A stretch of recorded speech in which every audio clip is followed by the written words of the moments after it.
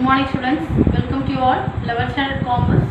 In this video we are going to discuss unit 2 forms of business organization, chapter 5 Hindu undivided family and partnership. So in this video we are going to discuss about introduction of HUF, meaning of HUF and Hindu undivided family. Okay, meaning of Hindu undivided family, characteristics of Hindu undivided family. So what are the characteristics we are going to discuss? We are going to discuss governed by Hindu law, management, membership by birth, liability, permanent existence, implied authority, minor also co-personal and dissolution. So these are the points or characters of Hindu undivided family. So Hindu undivided family is business is controlled by Hindu law. Okay, so let's see the introduction of Hindu undivided family. Introduction of Hindu undivided family. So the joint Hindu family business is a distinct form of organization peculiar to India. Joint Hindu family form is created by the operation of law. So it does not have any separate and distinct legal entity from its members. So the business of joint Hindu family is controlled under the Hindu law. So the membership is in this form of business organization can be acquired only by birth of members or by marriage to male person who is already member of joint Hindu family. Okay, so next we are going to discuss meaning of Hindu undivided family. So when two or more families agree to live and work together, invest their resources and labor jointly and share profits or losses together, then this family is known as composite family or Hindu undivided family. So Hindu undivided family members, they live together, work together, share together, and they share the profit and losses together. Okay, so Hindu family business are controlled by Hindu law. Example, Sri and Roy and Company, a chartered accountant firm. So in Hindu undivided family, there are two schools of Hindu law. One is Dayabhaga, which is prevalent in Bengal and Assam, and the other is Vitakshara, prevalent in the rest of the country. So Dayabhaga is a school of Hindu law prevalent in the state of Bengal and Assam. The other Vitakshara school of Hindu law, it is prevalent rest of the country. Okay, according to Vitakshara law, there is a son right by birth in the property of joint family. It means when a son is born in the family, he acquires an interest in the property jointly held by the family.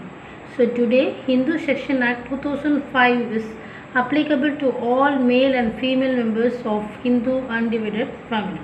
So according to Vitakshara law school, when the family businesses, so his family, he acquired the right property. When son born, the right to son born the property jointly held by the property. Okay, so but now whether the male or female both have rights in the property. Today Hindu Section Act 2005 applicable to all male and female members of a Hindu undivided family. So now whether male or female both have the rights in the property. Okay, so next we are going to discuss characters of Hindu family business. The main characters of joint Hindu family business are given below. First one, governed by Hindu law. So the business of joint Hindu family is controlled and managed under the Hindu law. Okay, so joint Hindu family business controlled and managed by Hindu law. Next one, management. So all the affairs of joint Hindu family are controlled and managed by one person who is known as Karta or manager. So the joint Hindu family business, the head of the joint Hindu family business, the person is called a Karta. Okay, the members are called co-partners. So the Karta is the senior most male member of the family, so head of the joint Hindu family business. So the members of the family have full faith and confidence in Karta. Okay, so only Karta is entitled to deal with outsiders, but other members can deal with the outsiders only with the permission of Karta. Okay, here Karta is the controller of the family, so the person is called Karta. So the Karta only deals with the outsiders. All the family business, the Karta deal with the outsiders, but other members can deal with the outsiders. If want to deal with the outsiders, the other members they have to get the permission from Karta. Okay. So next one, membership by birth. So the membership of family can be acquired only by birth. As soon as a child is born in the family, the child becomes a member. Membership requires no consent or agreement. Okay, so when child is born in the family, the child becomes members of the family. Okay, that is called a membership by birth. Next one, liability. So liability means except the Karta, the liability of all members is limited to their shares on the business. So the amount of debt can be recovered from his personal property also. So liability means the Karta, the liability of all other members is limited to their shares in the business, but the amount of debt can be recovered from his personal property also. Next one, permanent existence. In the death, lunacy or insolvency of any member of the family does not affect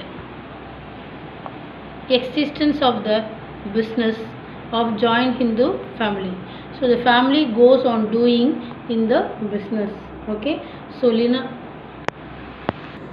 lunacy means mental disorder.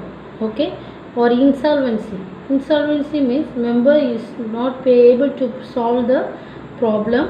It is called the insolvency. Death. Okay, so any member of the family, it does not affect the business. So the family business always keep on doing. That is called a permanent existence. Okay, so next, implied authority of Karta. In a joint family firm, only Karta has the implied authority to enter in a contract for debts and pledge the property of the firm for the ordinary purpose of the business of the firm. Okay, so the Karta alone has right authority to enter in a contract. Okay, without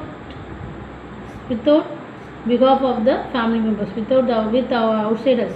Okay, so in joint Hindu family, only Karta has the implied authority. That means the Karta alone has right authority to enter a contract with outsiders behalf of the family members. Okay, so the behalf of the family members for the debts and pledge of property of the firm, the ordinary purpose of the business of the firm. That is called the implied authority of Karta. The next one, minor also co-personal. So the head of the joint Hindu family is called the Karta. The members are called co-personal. So here minor also co-personal. So in joint Hindu family firm, even a newborn baby can be a co-personal. So that is a person who acquires the rights in the joint Hindu family property by birth is called a co-personal. So minor also called a co-personal. So newborn baby can also have right in the family member in the property. The next one, dissolution. The joint Hindu family business can be dissolved only at the will of all the members of the family. Any single member has no right to get the business dissolved. So dissolution means a joint Hindu family business can dissolve only at the will of all the members of the family. Any single member has no right to get the business dissolved. So no single member dissolve the business. Okay, that is called the dissolution. Okay, so once again we will discuss characters of sole trader, characters of joint Hindu family business. So the main characters of joint Hindu family business are given below: governed by Hindu law, management, membership by birth, liability, permanent existence, implied authority of Karta, minor also co-personal dissolution. So these are the important characters of joint Hindu family business. I hope you all